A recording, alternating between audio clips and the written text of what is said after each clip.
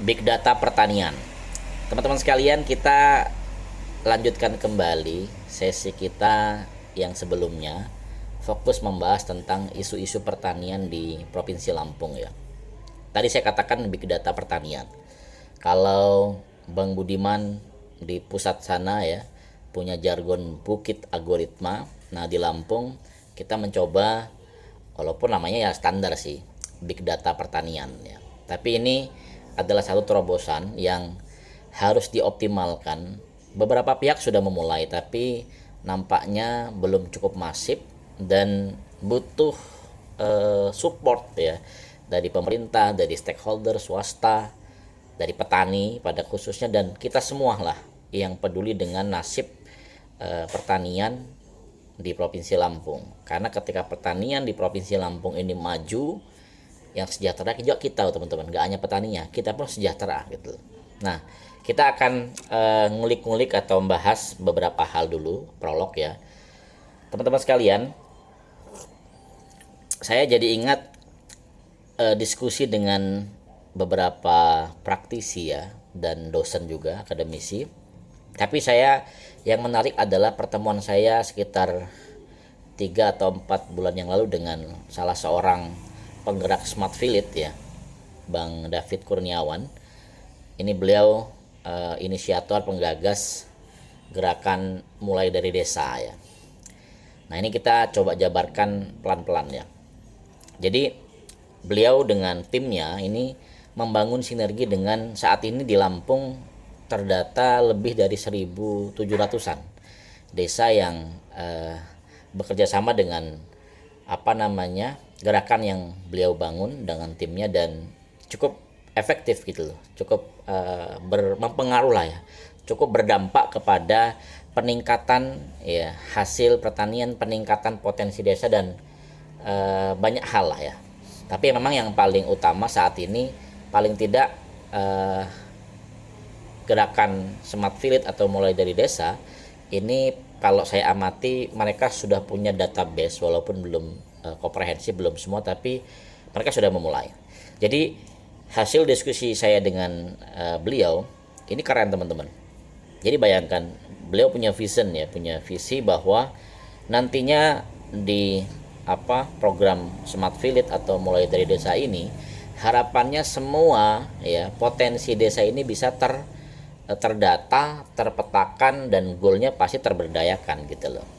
Contoh gini sederhananya, umpama desa A ya, desa Sumberjo lah ya, Sumberjo dengan jumlah penduduknya 6.000, kakaknya kurang lebih 2.000. Ini kan kalau kita sudah menerapkan program Big Data pertanian atau Big Data potensi desa, ini terpantau teman-teman. Nah, ini kita akan fokus tentang Big Data pertanian ya.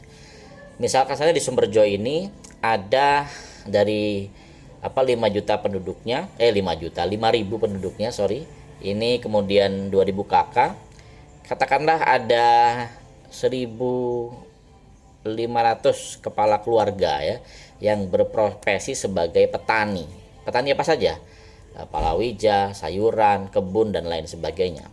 Peternak juga ya, penambak dan lain sebagainya. Nah, program Big Data pertanian ini diterapkan untuk memetakan, atau pertama mendata dulu, data primer total potensi yang dimiliki oleh 1.500 kakak yang berprofesi sebagai petani tadi ya. Contoh mau Pak Sabar ya, di data nih, Pak Sabar tinggal di desa Sumberjo, RT 3, kemudian lingkungan 1, terdata. Oh, Pak Sabar punya tanah, punya rumah berukuran 200 meter persegi ya kan. Bata merah, lantai masih semen pelur kasar. Luas tanah beliau di pekarangannya sekitar 400 meter. Dan Pak Sabar ini punya lahan pertanian, umpama dia punya kebun ya, kebun kakao coklat ya, itu seluas 1/4 hektar atau 2.500 meter persegi. Terdata nih, oh Pak Sabar punya data itu. Ditambahkan lagi datanya, Pak Sabar ini punya istri, anaknya 3, yang 1 kuliah misalkan, yang 2 masih sekolah ya kan. Kemudian apalagi potensi Pak Sabar digali, oh dia juga sambil memelihara ternak kambing Iya nggak? Kemudian punya sapi juga 2. Berapa jumlah kambingnya, berapa sapinya, dan digali juga ini potensi dari tanaman kebun kakaonya Pak Sabar ini menghasilkan berapa kintal atau berapa ton dalam satu musim panen. Nah, ini baru Pak Sabar, nanti ada Pak Samsudi, Pak Sajio, Pak Gianto, terus ya ada Bu Sujiem. Ini kan tergali terus nih. Artinya tadi eh, memang kita mendata 2000 KK yang ada di Desa Sumberjo, tapi nanti spesifik kita akan data juga 1500 KK yang berprofesi sebagai petani. Dan tadi bayangkan kalau seorang Pak Sabar, Pak Sajio, Pak Samsudi, Bu Sujiem ini terdata ya, potensi pertaniannya, potensi katakanlah komoditasnya, ini kan nanti terrekap. Kemudian Desa Sumberjo memiliki database nih, Pak Lurahnya dan perangkat desa yang lain ini punya satu website, tinggal dia klik gitu loh. Ketika orang bertanya kepada Pak Lurahnya atau Pak Kadesnya, apa potensi Desa Sumberjo, tinggal dia klik.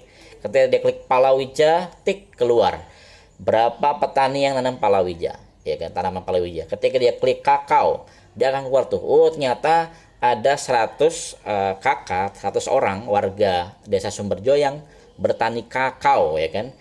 Potensi lahannya ada berapa puluh hektar dan setiap tahun berapa ton menghasilkan kakao. Ini kan database yang bisa kita publish, kita informasikan ke halayak ramai, dan itu jadi potensi. Belum lagi potensi peternakannya, perikanan. Contoh nih, ternyata dari 1500 KK itu ada 300 orang yang memelihara kambing. Jumlah kambingnya ada berapa? Terdata. Satu orang rata 5 sampai 10 ekor kambing.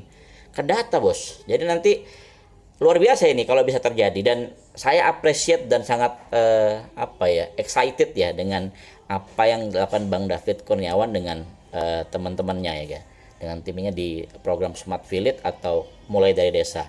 Ini kalau bisa diduplikasi ya, diterapkan di semua desa kelurahan di Provinsi Lampung yang jumlahnya kurang lebih 2450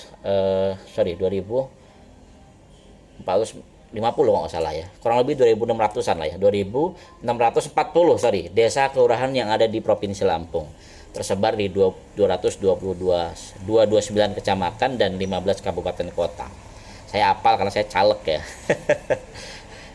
Itu teman-teman sesi kedua ini, big data pertanian. Kita pengen fokus itu, mudah-mudahan ada ya pihak-pihak yang, saya pikir banyak lah ya. Ini kalau belum kita menggait atau mengajak pihak swasta untuk investasi ya. Kebayangkan Lampung dengan potensi 2640 desa kepetah gitu loh, potensi pertaniannya, pariwisatanya dan lain sebagainya, sumber daya manusianya kan kedata nanti. Desa ini ada berapa sarjana, berapa mungkin yang berprofesi sebagai pengrajin, segala macam lah. Ini sesi kedua, nanti kita akan lanjutkan lagi. Intinya yuk kita gerak bareng, kita informasikan, kita keluarkan apa saja yang menjadi unek-unek di kepala kita dan kita sharingkan kepada banyak pihak. Mudah-mudahan dengan begini hasanah kita akan bertambah dan yakin Indonesia pasti akan menjadi negara yang kuat, menjadi salah satu super power dunia. Nanti kita lanjut lagi.